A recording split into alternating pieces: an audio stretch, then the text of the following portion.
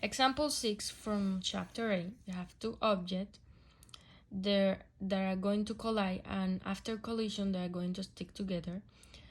So they also give us that the initial velocity of object A is 2 and the initial velocity of object B is -2. Is the same velocity but in opposite direction. And they want us to find the final velocity of both of the objects. They're going to stick together, so they want us to find the final velocity.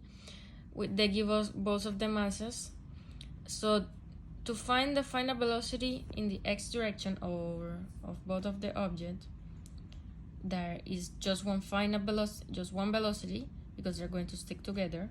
So we equal the initial velocity and the final, the initial momentum and the final momentum. We're going to substitute the initial momentum by this and the final momentum by this, but we don't know the final velocity of the object.